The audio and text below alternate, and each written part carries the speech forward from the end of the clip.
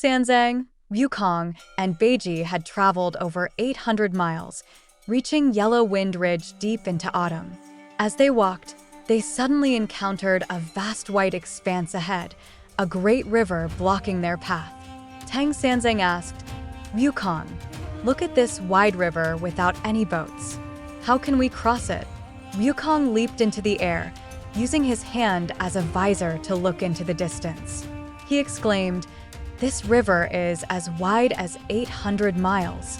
I could easily cross it with a twist of my waist. But for you, master, it would be extremely difficult." Beiji asked, "Brother, how can you tell its width at a glance?" Wukong replied, "With these eyes of mine, I can see the fortunes and misfortunes of 1,000 miles away during the day. When I looked at the river just now from the sky, I couldn't see its ends, but its width was clearly 800 miles.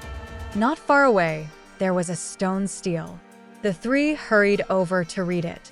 The stele bore the characters "Flowing Sands River," and beside them were 4 lines of smaller text: 800 miles of flowing sands realm, 3,000 miles of deep weak water. Even a goose feather cannot float, and reeds sink to the bottom. As they were reading the inscription on the stele, they suddenly saw the river churn and surge. With a loud noise, a red-haired, round-eyed, skull-necked demon with a blue face emerged, wielding a treasure staff. The demon rushed ashore in a whirlwind, heading straight for Tangsanzang. Wukong hastily grabbed his master and climbed up the high bank, wielding his golden cudgel to protect him. Beiji dropped his burden and flew into the air, brandishing his rake at the demon. The demon met Beiji head-on, and the two fought fiercely on the riverbank, causing the sky to darken and the earth to shake, stirring up stones and sand in the river. Seeing Beiji engaged in battle with the demon, Wukong couldn't resist joining in. He said to his master, "Sit tight and don't be afraid. I'll go play with him." Wukong flew in front of the demon and swung his iron rod down at him. The demon quickly turned and dodged.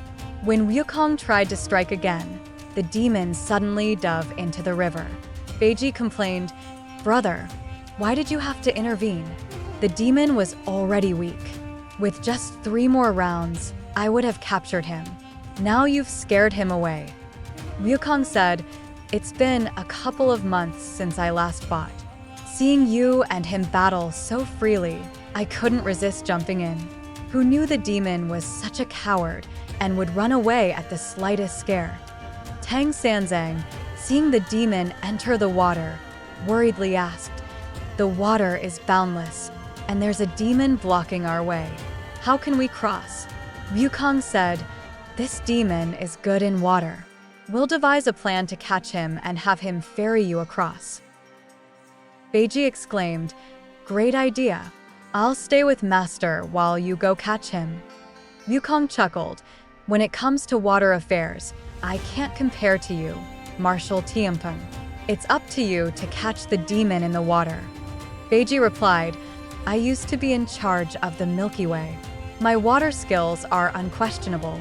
I'm just afraid that the demon's whole family will come after me. I won't be able to handle them all." Wukong told him not to engage in battle, but to lure the demon out of the water. Hearing this, Beiji praised the plan and went off. He utilized his old skills, leaping and diving through the waves, straight into the water. Meanwhile, the demon retreated to the water palace, catching his breath. Suddenly, he heard the sound of water. Upon opening the palace gate, he saw Beiji pushing through the water, already before him. The demon angrily said, "You pig-head dares to trespass my water palace. I'll teach you a lesson." He raised his staff, ready to strike. Beiji blocked it with his rake and asked, "What kind of demon are you, daring to block the way here?" The demon said, "I am neither a monster nor an ordinary being.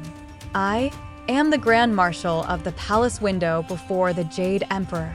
However, I accidentally broke the jade glass at the peach banquet and was demoted to guard the Flowing Sands River." The demon revealed his background and continued, I particularly enjoy eating people, and I'm famished now. Since you've come to me, I'll feast on you." Beiji became furious and attacked the demon with his rake. The demon dodged Beiji's attacks and retaliated with his staff. The two fought fiercely from underwater to the surface, creating a spectacle. Wukong protected Tang Sanzang on the shore, anxiously watching the battle between the two in the water. He regretted Beiji's eagerness for battle. Just when he was worried, Beiji suddenly feigned defeat and retreated to the shore.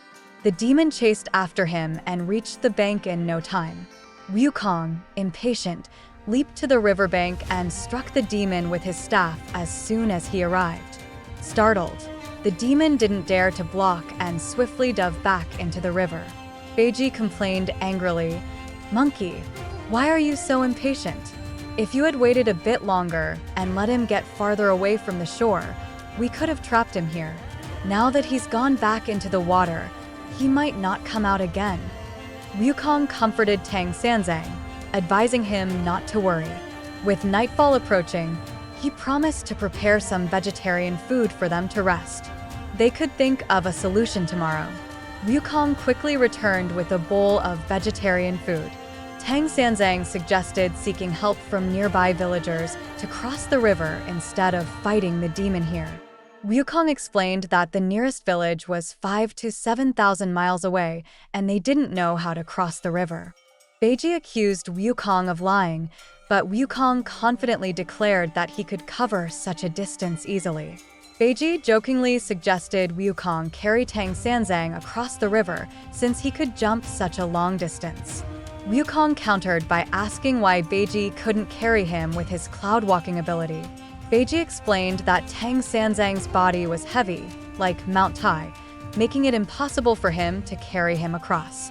Wukong agreed, emphasizing that their duty was to ensure Tang Sanzang's safety on his journey, even if they couldn't alleviate his suffering. Beiji accepted Wukong's words and they settled down for the night by the flowing Sands River. The next day, Tang Sanzang asked Wukong for a plan to subdue the demon. Wukong suggested Beiji go underwater again. Beiji, annoyed, complained about always being the one sent into the water. Wukong assured him that he wouldn't rush this time. He instructed Beiji to lure the demon to the shore while he waited to capture him.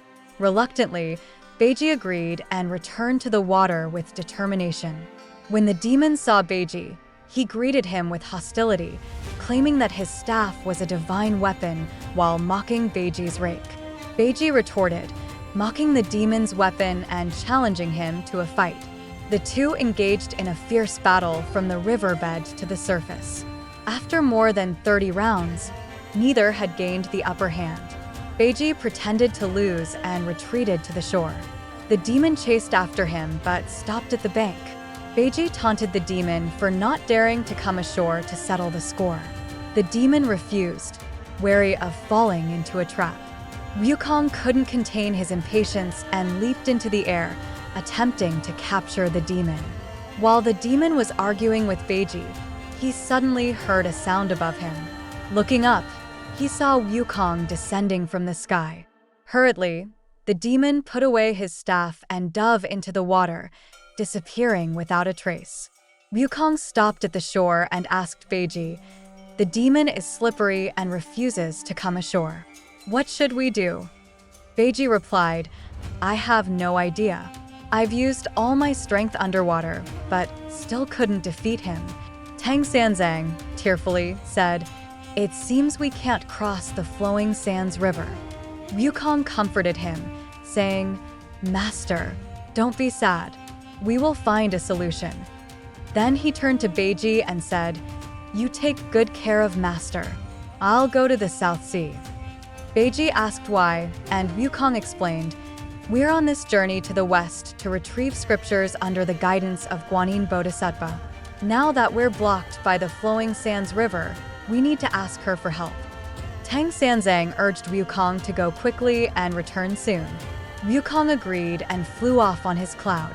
Tang Sanzang and Beiji watched in silence, praying silently. In less than half an hour, Wukong saw the boundary of Mount Putuo. He landed outside the bamboo grove and was greeted by 24 celestial beings. Wukong said, "My master is in trouble. I've come to see the Bodhisattva." The celestial beings immediately went to the Chaoyin cave to report. Son Wukong requests an audience.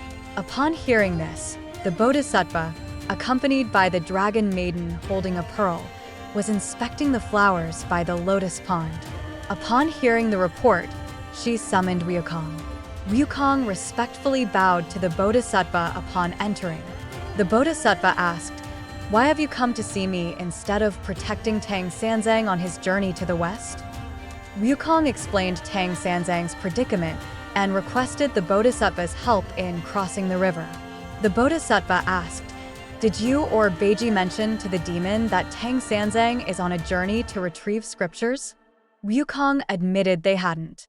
The Bodhisattva advised, "The demon of the flowing sands river was once a celestial being who accepted my guidance and is now waiting there for the scripture seeker. If you reveal Tang Sanzang's identity, he will not fight you, but instead submit immediately." Wukong was delighted by this news and mentioned that the demon had submerged himself in fear of their combat. He asked the Bodhisattva for advice. The Bodhisattva had already made up her mind and summoned a wooden fork. From her sleeve, she took out a red gourd and gave it to Wukong, instructing him on how to use it. Wukong memorized the instructions, bid farewell to Tang Sanzang, and left the Chaoyin cave with the wooden fork. They rode the clouds straight to the flowing sands river. In no time, they arrived at the bank of the flowing sands river. They landed and searched for Tang Sanzang and Beiji. Beiji recognized the wooden fork bearer and hurriedly led Tang Sanzang forward to pay their respects. Wukong explained the demon's background to Tang Sanzang, who was relieved to learn of the Bodhisattva's grace and gain another disciple. With the gourd in hand, Wukong, partly in clouds and partly in mist, arrived at the surface of the flowing sands river, loudly calling out, "Wujing, the scripture seeker has been waiting here for a long time. Why haven't you submitted yet?" The demon, fearing Wukong, had hidden in the water palace to rest. Upon hearing someone calling him by his Dharma name, Wujing, he thought it was Guanyin Bodhisattva and quickly emerged from the water. Recognizing the wooden fork, Wujing smiled and greeted him respectfully. "Venerable, forgive my oversight. I didn't recognize Master's appearance and was disrespectful. Please forgive me." Wukong pointed to Tang Sanzang on the shore and said, "He is the one sitting on the bank." Wujing saw Beiji and Wukong nearby and felt annoyed. "These two fought me for 2 days without mentioning the scripture-seeking matter." The wooden fork explained, "They are Tang Sanzang's disciples, also guided by the Bodhisattva." Wujing put away his staff and, following the wooden fork, jumped onto the shore and approached Tang Sanzang. He knelt before him and said, "Disciple has been blind and disrespectful. I failed to recognize Master's dignified appearance. Please forgive me for my impudence." Beiji joked, "Why didn't you convert earlier? You only fought me." Wukong laughed and said, "It's not Wujing's fault. We never mentioned the scripture-seeking mission." Beiji asked, "Why didn't you convert earlier? You only fought me." Wukong chuckled, "You can't blame Wujing. We never mentioned the scripture-seeking mission." Tang Sanzang asked, "Are you truly sincere in converting to my teachings?" Wujing replied, "I've been guided by Bodhisattva, who gave me the name Sha Wujing. How could I not follow my master?" Tang Sanzang then instructed Wukong to bring the ordination knife and shave Wujing's head. After the ordination, Wujing thanked his master, bowed to Wukong and Beiji, and received instructions. Tang Sanzang, recognizing his monastic demeanor, gave him the title Monk Sha, also known as Sha Sung. Following the Bodhisattva's instructions, Monk Sha removed the 9 skulls hanging from his neck, threaded them together with a rope in the order of the 9 officials, and placed the Bodhisattva's red gourd in the center, forming a magical boat. He invited Tang Sanzang to board. Tang Sanzang boarded the magical boat, which was as stable as a regular boat. Beiji supported him on the left, while Monk Sha held him on the right. Wukong followed behind, leading the dragon horse through the mist. Above, Wooden Fork provided protection. The boat swiftly moved forward like an arrow. Soon, they reached the opposite bank. Wooden Fork pressed the auspicious clouds, and the gourd disappeared, turning into 9 gusts of Yin wind. Wooden Fork bid farewell to the 4 disciples and returned to the South Sea. The disciples bowed in gratitude repeatedly. Wukong helped Tang Sanzang onto the dragon horse, while Beiji and Monk Sha carried the luggage. The 4 disciples found the road to the west and continued their journey. They traveled day and night for over a month and finally entered the territory of the western Ox Hump Island. As the day grew late, Beiji complained about the heavy luggage and suggested the dragon horse carry some. Wukong said, "The dragon horse can only carry the master. Each has their own merits, so don't burden it." Irritated, Beiji said, "What kind of dragon horse is this? It can't carry anything and moves slowly." Wukong retorted, "You want it to move faster? Watch this." He stretched out the golden hoop rod towards the white horse. The horse, frightened, sped off like lightning, galloping up the mountain cliff in a flash. Tang Sanzang was terrified and quickly huddled on the horse. After crossing the mountain cliff and running downhill for a while, the horse slowed down. Tang Sanzang looked up and saw a hidden courtyard in the pine forest ahead. He stopped the horse and waited for his disciples to catch up. After a while, Wukong arrived with the panting Beiji and Monk Sha. Tang Sanzang suggested staying at the courtyard. Wukong, sensing auspicious clouds in the sky, knew it was a sign from Buddhist immortals and agreed without revealing his thoughts. When they reached the courtyard, they saw a tall gatehouse with the door half open. Beiji said, "This must be a wealthy family." Wukong was about to enter, but Tang Sanzang stopped him, saying they should wait outside and request accommodation politely. Impatient, Wukong entered the courtyard alone and saw several elaborately decorated houses. Suddenly, a middle-aged woman came out of one of the houses and asked in a delicate voice, "Who are you to trespass into a widow's home?" Wukong quickly explained their identities and purpose. The woman smiled and said, "So you're the venerable pilgrims. Please come in." Tang Sanzang, Beiji, and Monk Sha followed Wukong into the courtyard, and the woman welcomed them warmly. The woman joyfully invited the 4 disciples into the hall, where they exchanged greetings and were served tea and vegetarian food. The woman introduced herself as Mrs. Jia, a widow with 3 daughters named Zhenjin, Ai, and Lianlian. Mrs. Jia boasted of her wealth, vast land, and abundant livestock, but lamented the lack of a male heir to manage her affairs. Therefore, she expressed her desire to marry one of the 4 disciples. The disciples were astonished. Tang Sanzang pretended not to hear. Wukong observed silently, and Monk Sha remained composed. Only Beiji couldn't contain his excitement, fidgeting in his seat as if pricked by needles. Seeing Tang Sanzang's silence, Mrs. Jia urged him, saying, "We are not ordinary people. If you stay, you will live a better life than wandering with your begging bowl and robes." Beiji couldn't resist and urged Tang Sanzang to agree. Tang Sanzang glared at Beiji and said, "As monks, we cannot be swayed by wealth and beauty." Mrs. Jia's expression darkened, and she said, "You, as a monk, have taken vows never to return to secular life. But what about your disciples? Can't I find one for my family? Why are you so stubborn?" Tang Sanzang quickly apologized and offered Wukong, who refused, and then Monk Sha, who also declined. Tang Sanzang then suggested Beiji stay, but Beiji said he needed time to consider.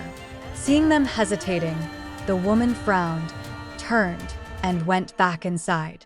Beiji, feeling impatient, complained to Tang Sanzang, "Master doesn't know how to handle situations. You could have agreed vaguely, enjoyed a feast, and had a good time for the night." Beiji hurriedly untied the reins and led the horse away. Wukong instructed Monk Sha to take care of Tang Sanzang, then followed after, transforming into a red dragonfly to catch up with Beiji. Beiji led the horse towards the back gate, where he saw the woman with her 3 beautiful daughters by the flower pond.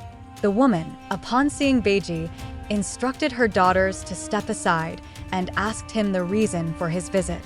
Beiji, dropping the reins, approached and said, "Madam, it was too crowded in the front hall earlier. As long as you don't mind my appearance, I'm willing to marry into your family." Unable to find suitable grazing land, Beiji returned to the main hall. When Wukong caught up and revealed Beiji's intentions, Tang Sanzang asked, "Did you release the horse?" Beiji replied, "There's no good grassland, nowhere to let the horse graze." Wukong chuckled, "But is there anywhere to lead the horse?" Beiji, realizing he had leaked information, remained silent. At that moment, the door of the inner room opened, and the 3 daughters came out, bowing respectfully to the guests. Tang Sanzang, Wukong, and Monk Sha calmly returned the gesture, but Beiji was visibly flustered, displaying inappropriate behavior. The woman asked, "Which of you 4 elders is worthy of my youngest daughter?"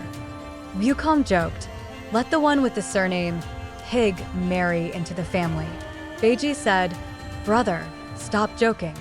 Let's discuss it properly." Wukong teased, "Since the lady has asked, what's there to discuss?" The woman ordered, "Prepare dinner for our 3 honored guests." Then she took Beiji to the inner room. Inside the room, Beiji asked eagerly, "Madam, which daughter will you marry me to?" The woman replied, "I'm having trouble deciding. Whichever I choose, the other 2 will be unhappy." Beiji said, "Madam, why not marry all 3 to me? It's better to avoid hurting their feelings." The woman replied, "You alone marrying all 3 of my daughters? That won't do. Here's a handkerchief. Put it on your head, cover your face, and participate in a celestial marriage. My daughters will walk past you, and whoever you catch will be your bride." Beiji placed the handkerchief on his head and called out, "Madam, please bring out your daughters." The woman called out, and the sound of tinkling jewelry and fragrance filled the air as if fairies were passing by. Beiji reached out to catch someone. He groped around, bumping into pillars and walls. After several attempts, he ended up bruised and swollen. Beiji said, "Madam, your daughters are too slippery. I can't catch any of them. Why don't you accept me instead?" The woman was annoyed. "Good son-in-law, this is outrageous. Since you couldn't catch anyone in the celestial marriage, now you must choose a shirt belonging to one of my daughters. Whoever's shirt you wear, she will marry you." She handed Beiji 3 shirts. Beiji took off his robe and put on one of the shirts. As he tried to fasten it, it suddenly transformed into ropes that bound him tightly. He cried out in pain, searching for the woman, but she was nowhere to be seen. Tang Sanzang, Wukong, and Monk Sha woke up and found themselves in the wilderness, with no sign of the courtyard. Tang Sanzang and Monk Sha were puzzled. Wukong chuckled. The mother and daughters from yesterday must have been manifestations of bodhisattvas testing us. They've left now, leaving poor Beiji to suffer. Monk Sha noticed a note hanging from a nearby tree and quickly retrieved it. It read, "Madam Li, the old mother of Mount Li, longs not for the mortal world. Bodhisattvas from the south sea bid her farewell." Manjusri and Samantabhadra were guests too, transforming into beautiful maidens in the forest. The venerable monk possesses virtue but lacks worldly concerns, while Pig has no chan but plenty of desires. Henceforth, they must focus on their journey without slackening. It turned out that Guanyin and the other bodhisattvas had manifested there to test the 4 travelers' resolve. Tang Sanzang read the note and quickly bowed in gratitude. At that moment, they heard Beiji's cry for help. The 3 of them entered the forest and saw Beiji hanging on a tree. They were in unbearable pain. Wukong teased, "What a good son-in-law. It's so late and you don't get up to thank your father, and you don't go to the master to announce the good news.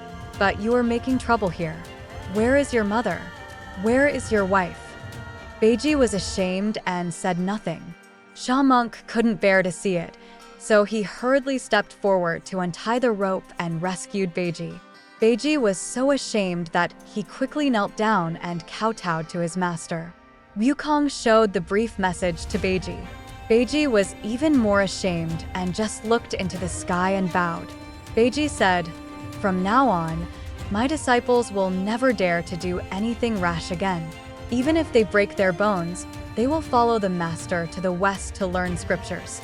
Tang Monk encouraged Beiji, and the four masters and disciples set off again and continued westward.